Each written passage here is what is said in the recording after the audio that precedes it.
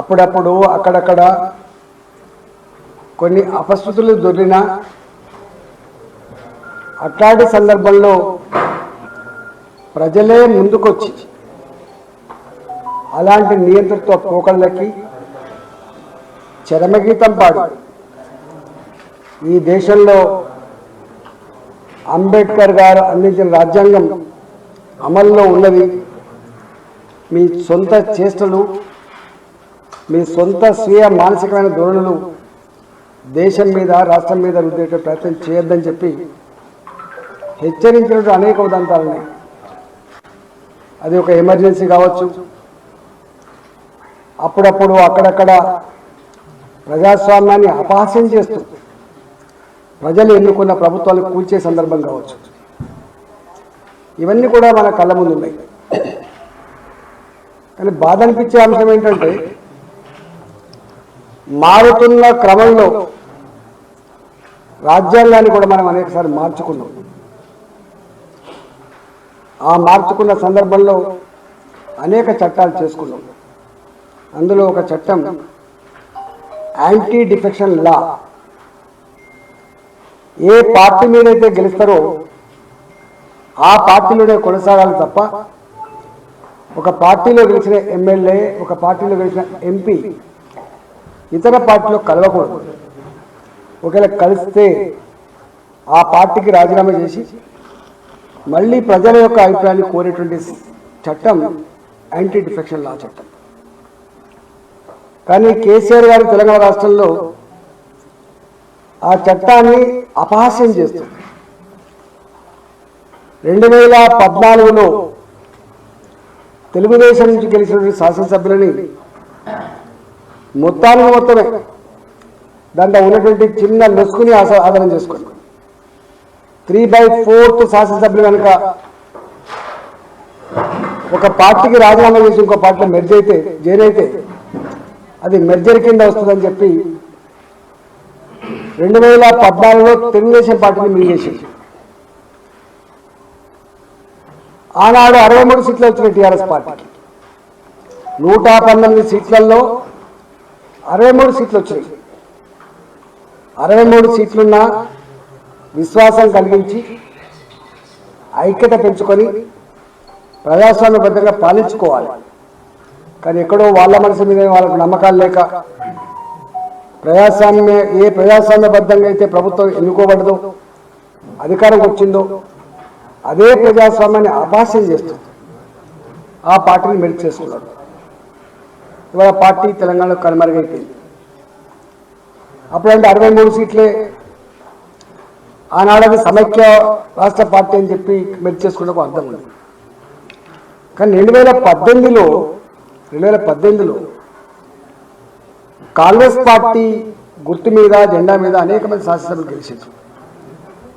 అదొక జాతీయ పార్టీ, అది ప్రాంతీయ పార్టీ కాదు. అన్నిటికీ మించి తెలంగాణ రాష్ట్రాన్ని ఏర్పాటు కావడంలో, బిల్లు ప్రవేశపెట్టడంలో ఆనాడు అధికారంలో ఉన్న party Congress party. Bharatiya Janata party ప్రతిపక్ష హోదాలు దాన్ని సపోర్ట్ చేసింది.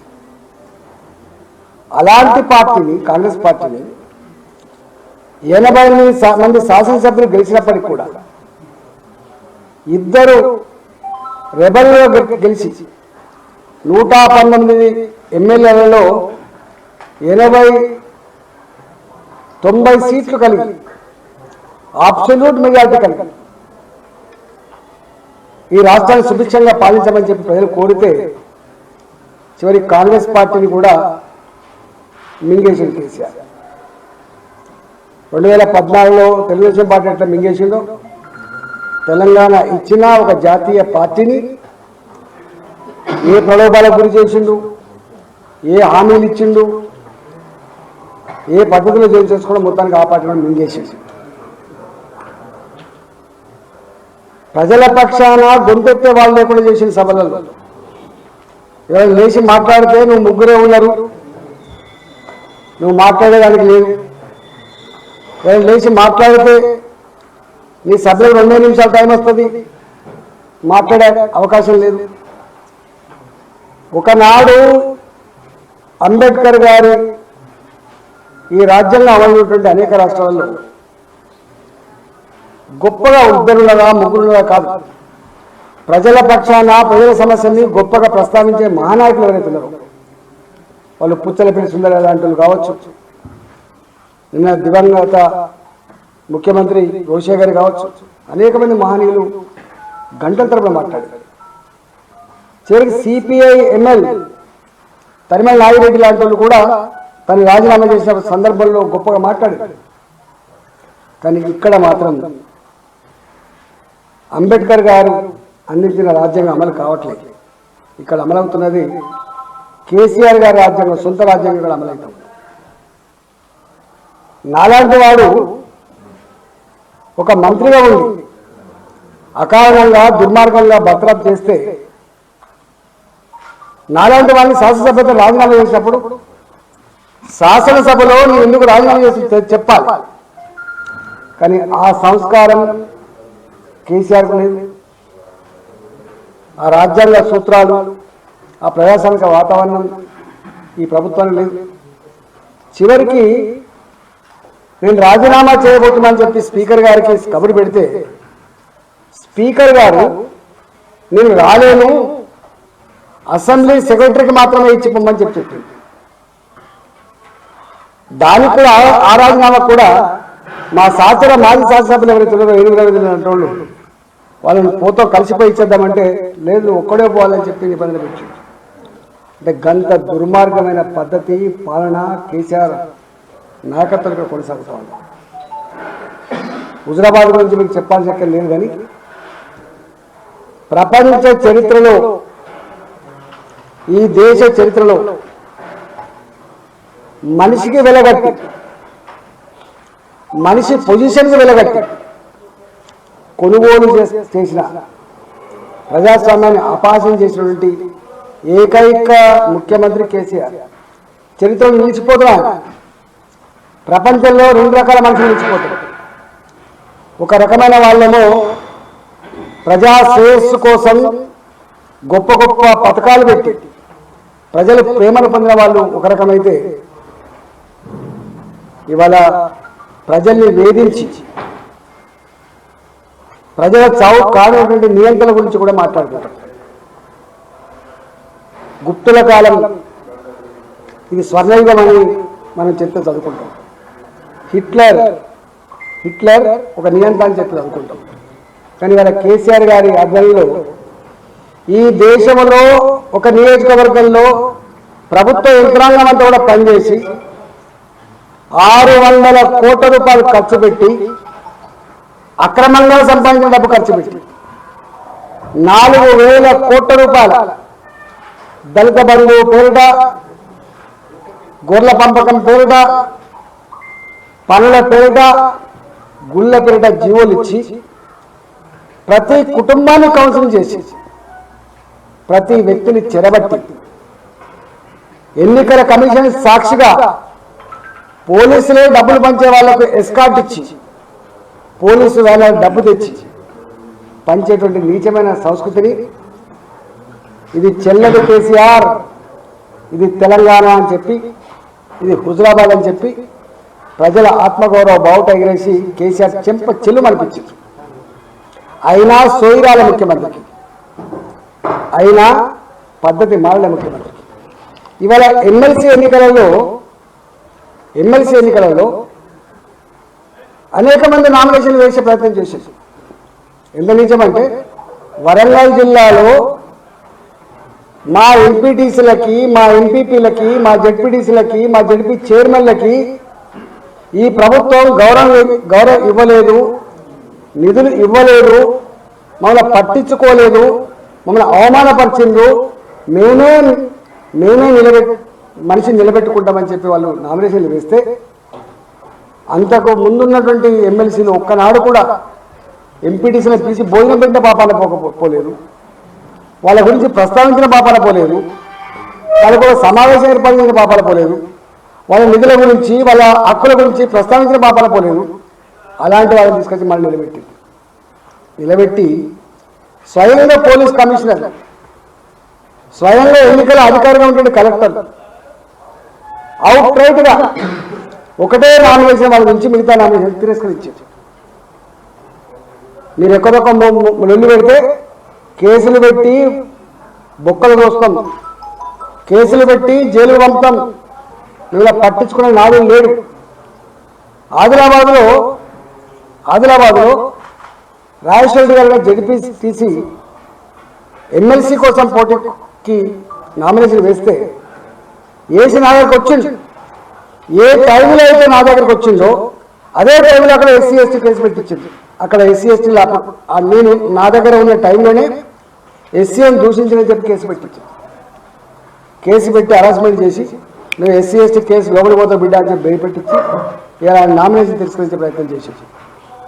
ఎవరైతే నామినేషన్ పత్రం మీద సంతకం పెట్టిందో ఆ వ్యక్తిని తీసుకొచ్చే కలెక్టర్ ముందరికి ఇది పోర్జరీ సంతకం అని చెప్పించే పరిస్థితి అంటే ప్రజాస్వామ్యం ఎంత అపహాస్యానికి గురవుతుందో, అధికారంలో ఉన్న ఎట్లా చుట్టంగా పనిచేస్తుందో అన్నమాట అర్థం కావాలి. కరీంనగర్లో కూడా ప్రయత్నం చేశారు కానీ చెల్లెలే.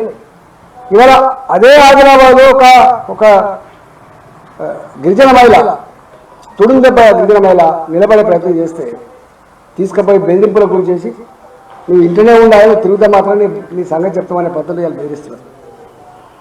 అంటే కలెక్టర్లు, ఎస్పీలు, సిపిలు చట్టాలలో కూడా పనిచేయాలి కానీ ముఖ్యమంత్రి ఆదేశాలను పనిచేస్తున్నారు. This is sad part of democracy. This is sad part of democracy. This is bad days. ఇట్లా ఉంటే ఇవాళ ఏ పార్టీలు ఉండవు, అంతిమంగా అన్యాయకృతం దారిస్తాయి.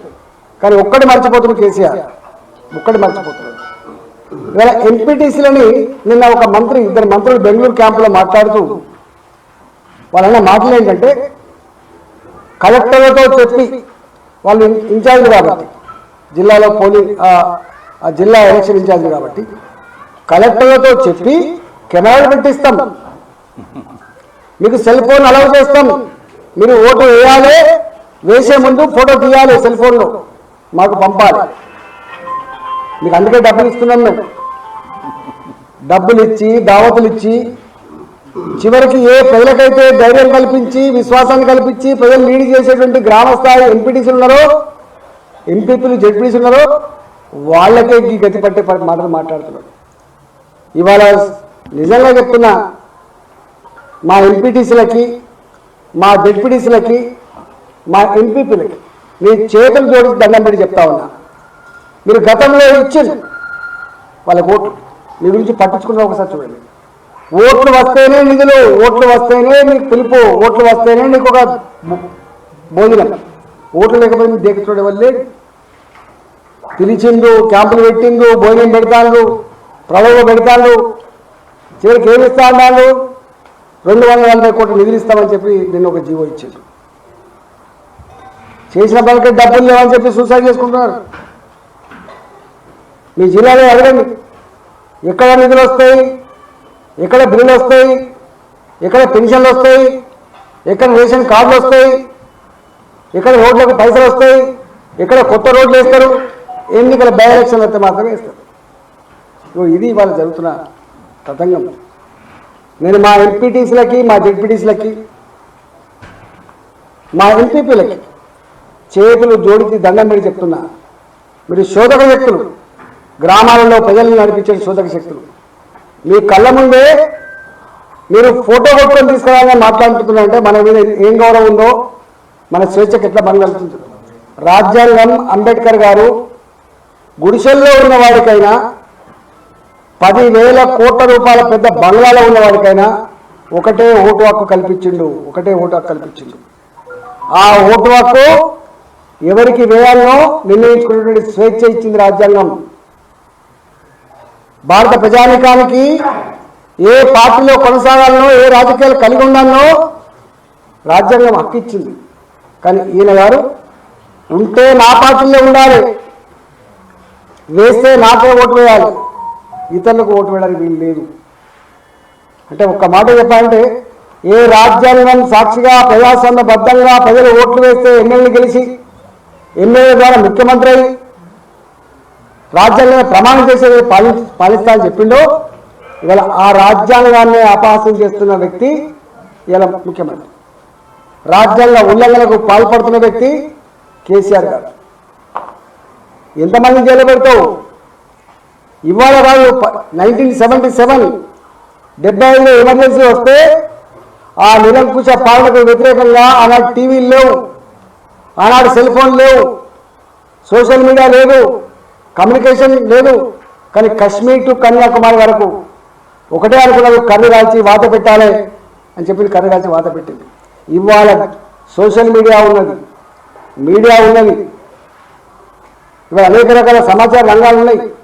ఈ కాలంలో కూడా మా దగ్గర అయితే సోషల్ మీడియాలో పెట్టిన వాళ్ళకి అందరూ తీసుకుని జైలు పెట్టి ఒక్కటి కాదు చెప్పాలంటే ఒక రోజు పడుతుంది మా జరిగినటువంటి దుష్టంతాలు. ఇవాళ మీరు కూడా అంతరాత్మ సాక్షిగా ఓట్లేయండి. ఎంపీటీసీలారా, జెడ్పీటీసీలారా, ఎంపీపీలారా, మీరు కూడా హుజరాబాద్ ప్రజలు ఏం తీర్పిచ్చినా ఒకసారి చూడండి. వాళ్ళు సామాన్యులు, వాళ్ళు స్వచ్ఛమైన వాళ్ళు ధర్మాన్ని కాంక్షించిన వాళ్ళు. హాయ్ ఫ్రెండ్స్, మా టుడే టుమారో యూట్యూబ్ ఛానల్ చూస్తున్నందుకు చాలా థ్యాంక్స్. మరిన్ని లేటెస్ట్ వీడియోస్ కోసం వెంటనే సబ్స్క్రైబ్ చేయండి. అలాగే ఈ బెల్ ని కూడా రింగ్ చేసేయండి. మా నోటిఫికేషన్స్ అన్ని మీ మొబైల్లో వస్తాయి. అలాగే మా వీడియోస్ మీకు నచ్చితే లైక్ చేయండి, షేర్ చేయండి, నచ్చకపోతే కామెంట్ చేయండి.